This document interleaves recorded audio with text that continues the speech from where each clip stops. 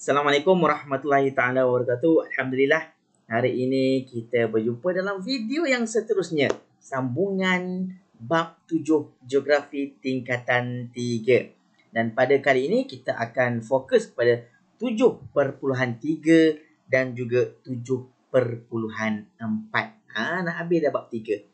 Bab 7. 7.3 kita nak melihat standard pembelajaran untuk 7.3 adalah kita nak lihat faktor-faktor yang mempengaruhi kegiatan ekonomi di Malaysia. So, apakah faktor yang menyebabkan berlakunya kepelbagaian kegiatan ekonomi ini? Itu yang pertama. Dan yang kedua, 7.4 kita nak lihat pula apakah kepentingannya kegiatan ekonomi ini terhadap pembangunan negara.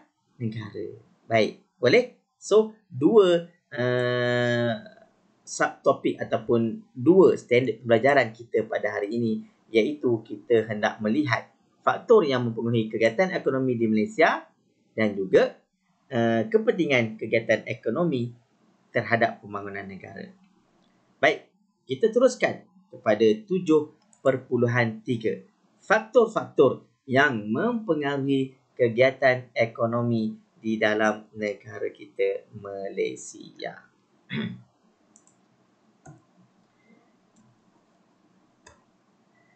Baik, faktor-faktor yang mempengaruhi kegiatan ekonomi di Malaysia. Okey. So ada beberapa kategori faktor yang dibahagikan di sini, iaitu ada dua. Kita bahagikan kepada faktor fizikal dan juga faktor manusia. Apa tu faktor fizikal? Ini dia. Bentuk muka bumi, tanah, iklim, saliran ataupun bahan mentah. Ini faktor yang menyebabkan kegiatan ekonomi. Dan faktor manusia seperti dasar kerajaan, infrastruktur, teknologi, modal pasaran dan juga buruh. Baik, kita masuk faktor fizikal yang pertama, iaitu bentuk muka bumi. Kita tahu dah bahawa bentuk muka bumi ini memainkan antara faktor ataupun peranan penting di dalam kegiatan ekonomi di dalam negara Malaysia. Contoh, lebuh utara selatan, pembinaan kilang, tanaman getah, semuanya berkaitan dengan bentuk muka bumi.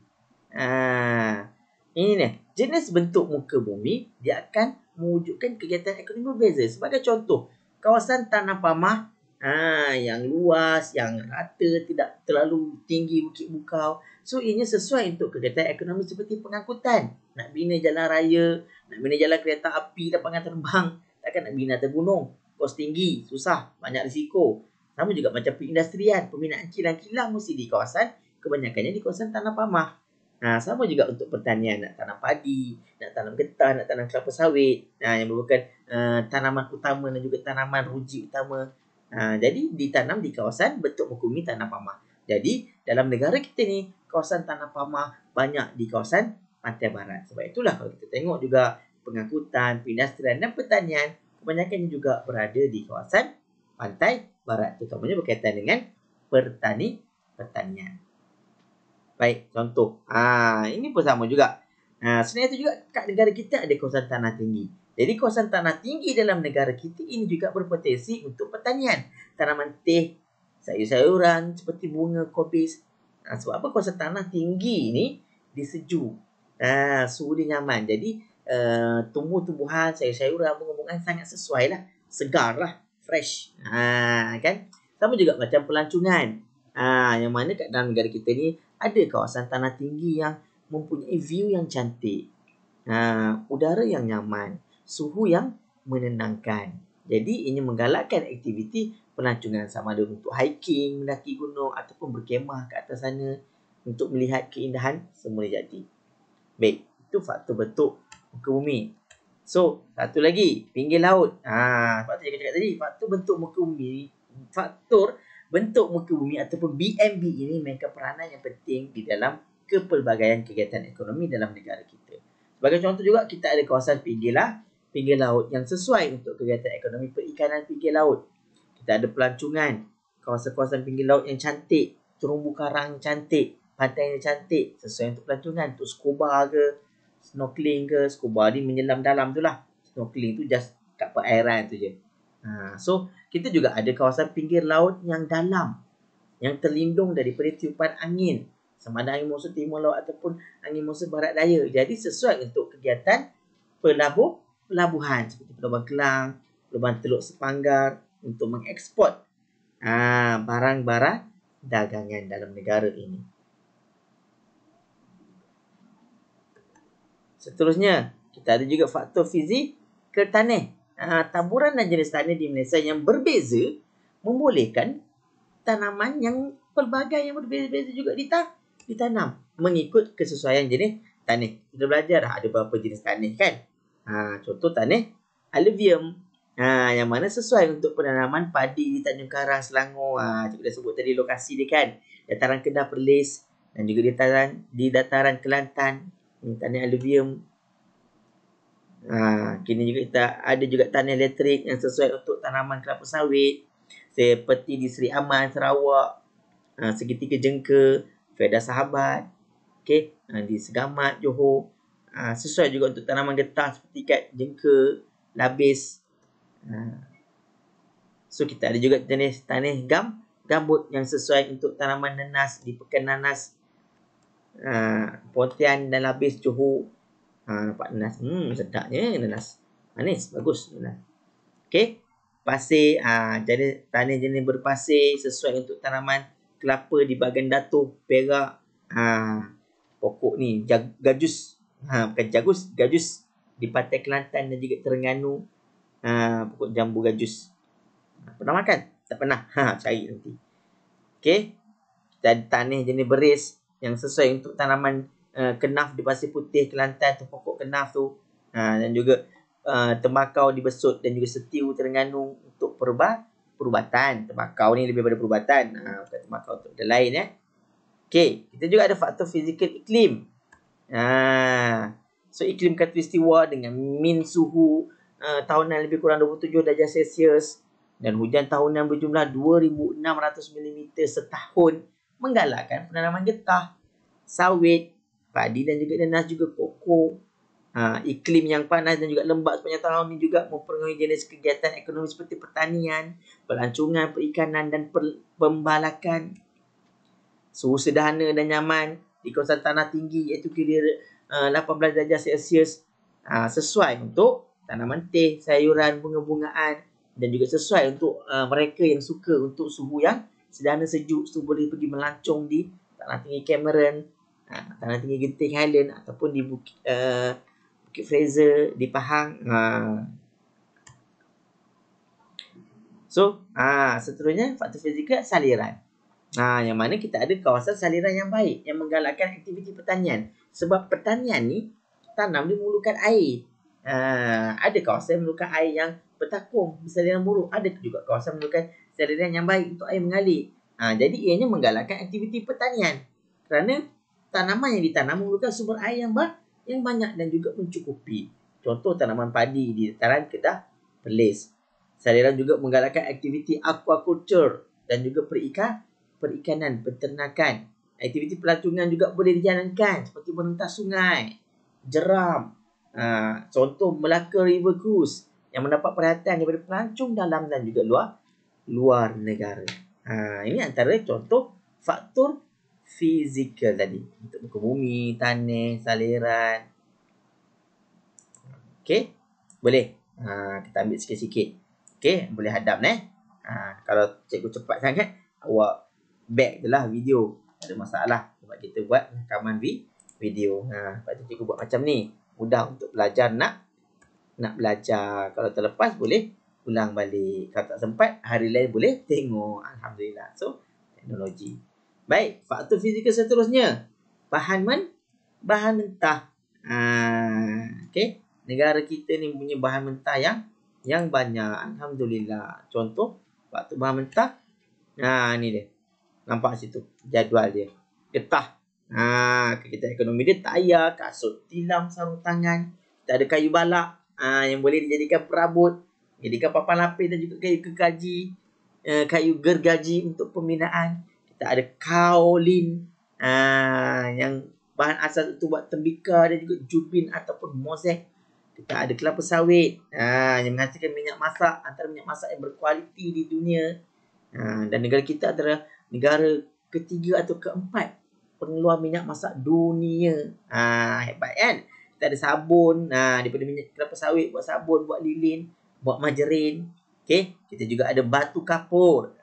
Yang diproses menjadi simen untuk pembuatan rumah pembinaan. Kita ada petroleum dan gas asli, alhamdulillah, di luar pesisir pantai Terengganu dan juga Sabah, Sarawak, untuk bahan bakar kenderaan, untuk industri petrokimia yang kita pernah belajar sebelum ini, kan, plastik, cat, tar. Kita juga ada biji timah yang dikeluarkan untuk kegiatan ekonomi pewter, penyaduran tin dan juga bateri. So dia menggunakan biji timah. Okey, seterusnya tu faktor fizikal. Habis dah semua. Okey, sekarang kita masuk pada faktor manusia. Yang pertama yang tekat adalah dasar kerajaan. Kenapa dasar kerajaan letak nombor 1 sekali? Inilah penting. Sebab kerajaan ni adalah orang yang memerintah. Dia ada kuasa hak paling besar. Dia pembuat dasar. Contoh dia buat dasar pertanian negara. Bila dia buat dasar pertanian negara, jadi meningkatkan hasil pertanian kepada keluaran dalam negara kasar, KDNK. Ada kerajaan bincang pula buat pelan induk industri untuk memajukan sektor perindustrian dan industri kecil sederhana, IKS. Dasar pendidikan kebangsaan, melahirkan tenaga kerja mahir ataupun separuh mahir. RISDA. Ini badan kerajaan RISDA. Tanaman semula pokok getah untuk kebun-kebun kecil. Felcra ataupun Ferdam, muka kawasan pertanian yang baru. So dasar kerajaan ini main peranan yang penting sebab dia yang buat dasar.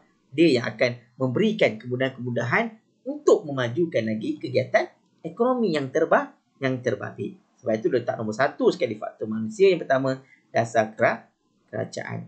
Yang kedua, barulah dia masuk pada infrastruktur. Sebab infrastruktur ni pun penting. Sebab kegiatan ekonomi nak bergerak daripada satu kawasan ke satu kawasan.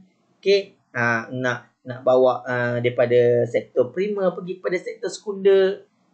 Okey.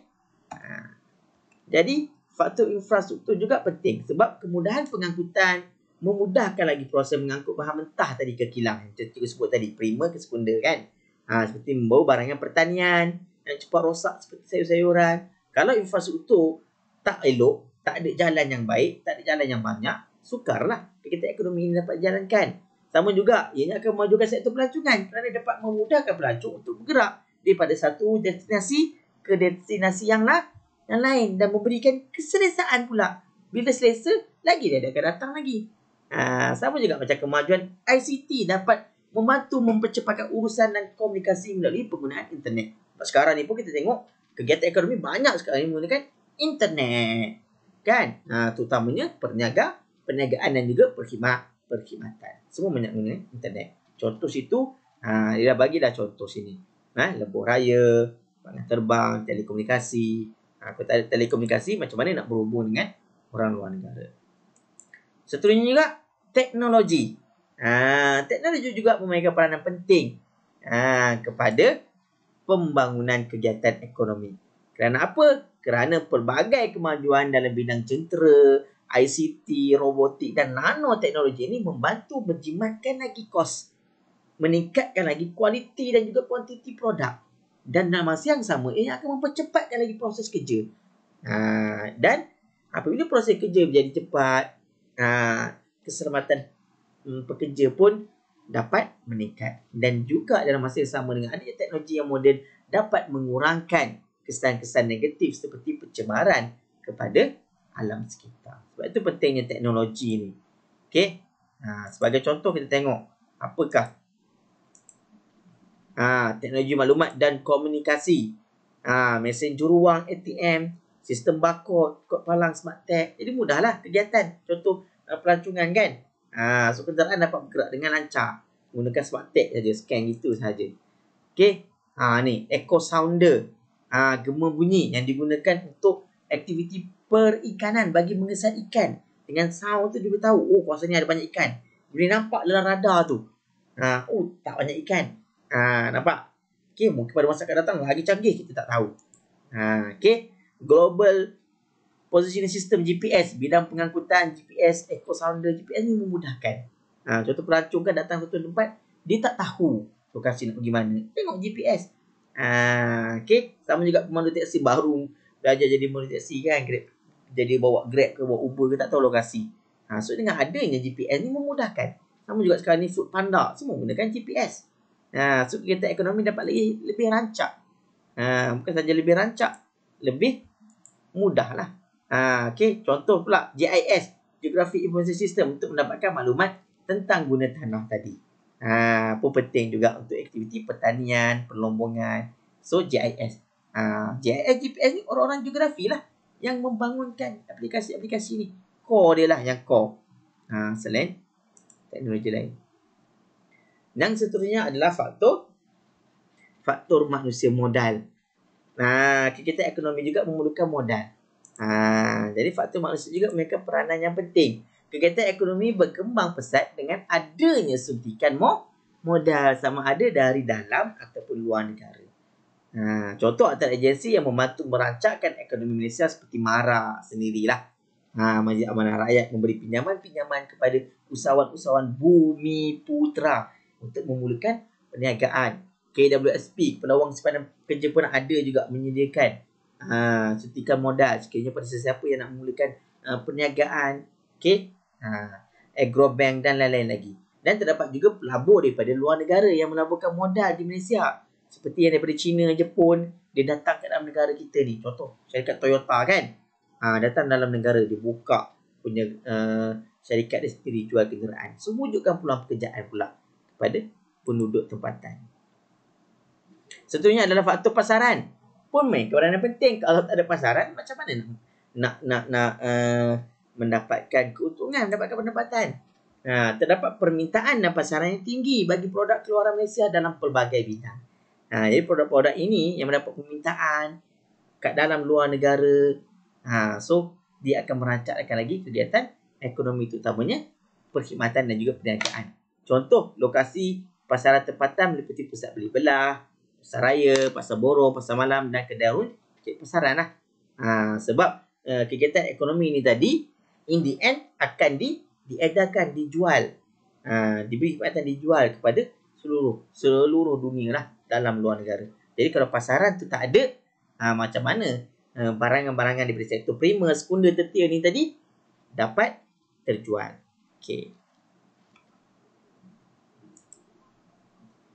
Buruh pun memiliki peranan penting juga.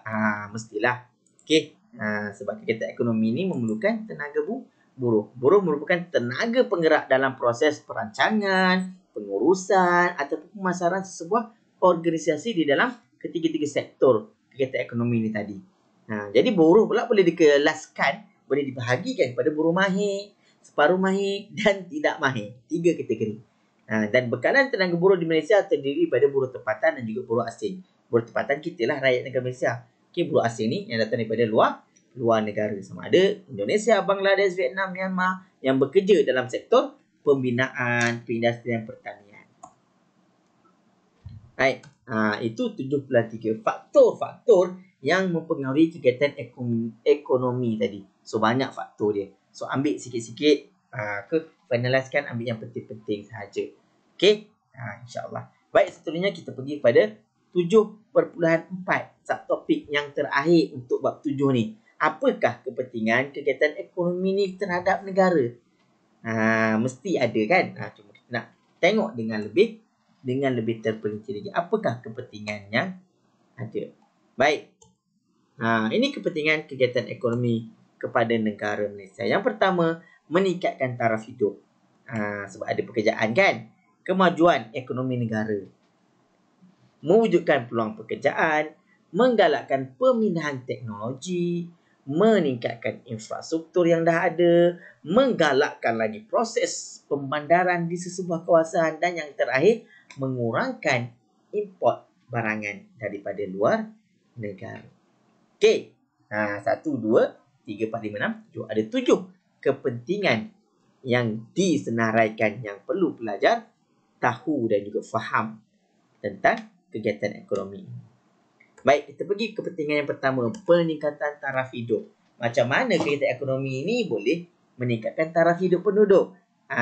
Macam tu. Pendapatan yang diperolehi oleh pekerja dapat meningkatkan taraf hidup rakyat. So bila ada banyak kegiatan ekonomi, dia boleh bekerja. Boleh pilih nak bekerja dalam kegiatan yang mana satu. Dan ini akan meningkatkan kuasa beli penduduk. yang sekaligus memajukan tahap pendidikan, kesihatan, peningkatan pendapatan dan mempunyai perumahan yang lebih selesa. Apa kaitan kuasa beli penduduk ni dengan pendidikan, kesihatan, pendapatan, perumahan ni? Sebab bila kita ada kuasa beli yang tinggi, kita banyak membeli, kegiatan ekonomi dalam negara lebih rancak. Bila lebih rancak, kerajaan dia mengutip cukai daripada rakyat ni tadi. Dan daripada cukai itulah yang akan digunakan, disalurkan balik kepada rakyat untuk mewujudkan pendidikan yang lebih baik, kesihatan yang lebih baik dan seumpamanya. Dan kehidupan juga akan menjadi lebih berkualiti, terjamin dan seterusnya dapat memajukan ekonomi negara. Yalah, bila taraf hidup dah tinggi, banyak duit kan, tak ada masalah kewangan. Sekiranya bila tak ada masalah kewangan, otak pun cergas, hidup pun happy, ceria. So hidup pun lebih berkualiti. So ini contoh kuasa beli. Perumahan yang selesa kan, pendapatan per kapita yang meningkat. Okey. Peningkatan tahap pendidikan. Yang kedua pula, kemajuan ekonomi Malaysia itu sendiri. Yang mana kemajuan ekonomi ini dapat meningkatkan pendapatan negara seperti yang kita cakap tadi, yang diperolehi hasil ekspor cukai barangan dan juga hasil daripada kedatangan pelancong asing yang datang dalam negara ni, dia buat tukaran mata wang dan menggunakan wang ringgit Malaysia. Dan ini menjadikan keuntungan kepada aktiviti perniagaan di dalam negara.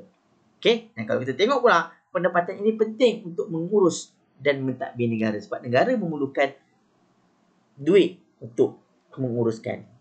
Jadi bila adanya kegiatan ekonomi yang pesat ini, negara akan dapat mengurus dan mentadbir negara serta menyediakan lebih banyak lagi kemudahan asas yang lebih baik kepada rakyat khususnya. Ini cukai kemasukan pelancong, keuntungan aktiviti perniagaan tadi ni, juga perkhidmatan yang kerajaan kenakan kepada syarikat-syarikat telekomunikasi yang berniaga ataupun melabur dalam negara. Sama juga cukai-cukai perniagaan yang dikenakan terhadap organisasi-organisasi yang berniaga dalam negara. Baik, seterusnya adalah pemindahan teknologi. Kegiatan ekonomi ini secara tidak langsung mewujudkan berlakunya teknologi itu berpindah ke dalam negara. Macam mana boleh berlaku pemindahan teknologi ini berlaku di antara negara kita dengan negara luar yang maju seperti Jepun, Perancis dan China? Macam mana boleh berlakunya pemindahan teknologi ni? Melalui pemindahan teknologi, Malaysia akan, negara kita lah akan memiliki tenaga kerja mahir dan meningkatkan kepakaran dari segi sains dan teknologi. Sebagai contoh, pelabur-pelabur daripada luar negara, Jepun, Perancis, China, dia melabur dalam Malaysia. Dia buka syarikat dalam Malaysia. Dia buka kilang dalam Malaysia. Dia buka perniagaan dalam Malaysia. Yang bekerja dengan mereka adalah rakyat Malaysia. Jadi situ secara tidak langsung bila kita bekerja dengan syarikat-syarikat luar ni, kita dapat ilmu daripada dia. Berlakunya penurunan ilmu. Ilmu tu yang menyebabkan berlakunya pemindahan teknologi secara tidak langsung. Contoh pemindahan teknologi dalam industri pembuatan kereta seperti Proton dan Pro 2. Kita tahu bahawa Proton menjalankan kerjasama dengan Mitsubishi sebelum ini. So semua kepakaran yang ada dalam syarikat Mitsubishi turun kepada Proton. Lepas tu pula Proton membeli Lotus, berlaku pula. Macam lagi banyak lagi. Macam Pro 2 pula kerjasama yang kuat dengan syarikat besar Toyota dan juga Paso.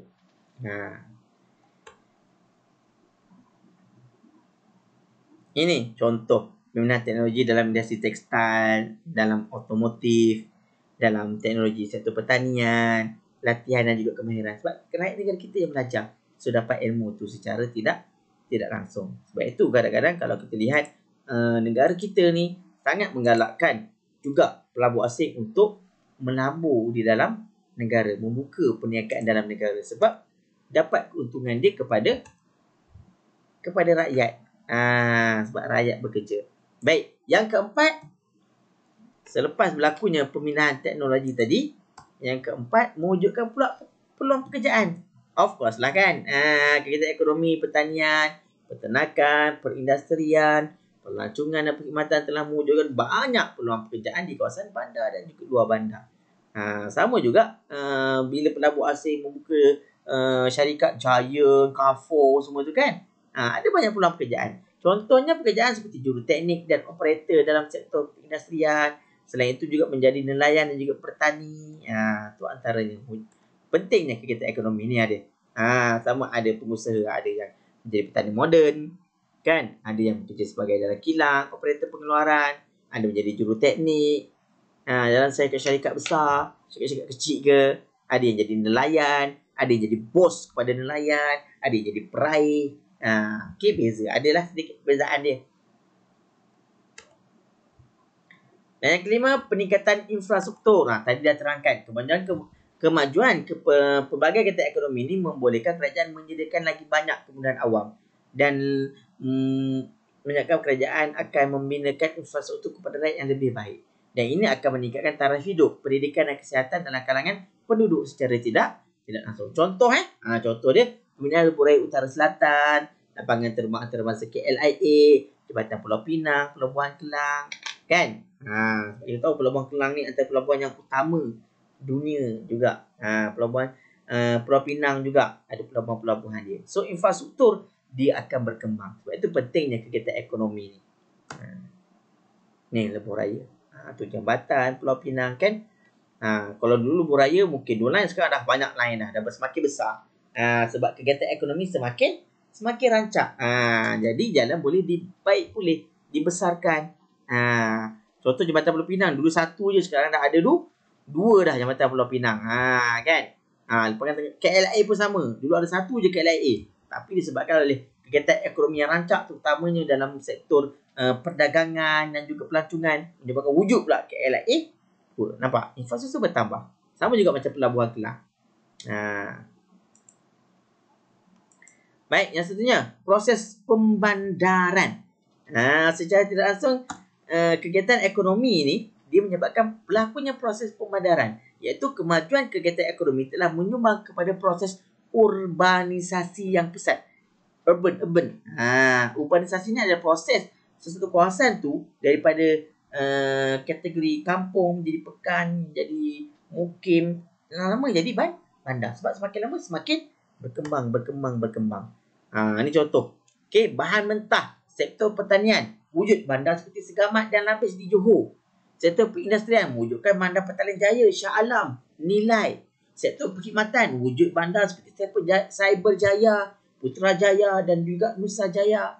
Bandar-bandar baru ni. Sektor pelombongan, wujud bandar Kertih, Miri dan Bintulu. Dulu Kertih tu ke bandar, kawasan nelayannya. Tapi bila adanya pelombongan petroleum, menyebabkan wujud jadi bandar. Dan kawasan sekitar dia pula semakin berkembang pun menjadi bandar. Dan semakin lama berlaku urbanisasi ni, bandar kepada bandar raya dan seterusnya. Ini contoh antara bandar-bandar yang berkembang disebabkan oleh kegiatan ekonomi tadi. Ni Segamat. Okey, Bandar Shah Alam sebab perindustrian dulu. Miri ni sebabkan pelombongan. Putrajaya ni wujud disebabkan oleh perkhidmatan kerajaan. Nampak cantik, antara bandar yang terancang dan tercantik di dunia. Lepas tu kena bangga dengan Putrajaya.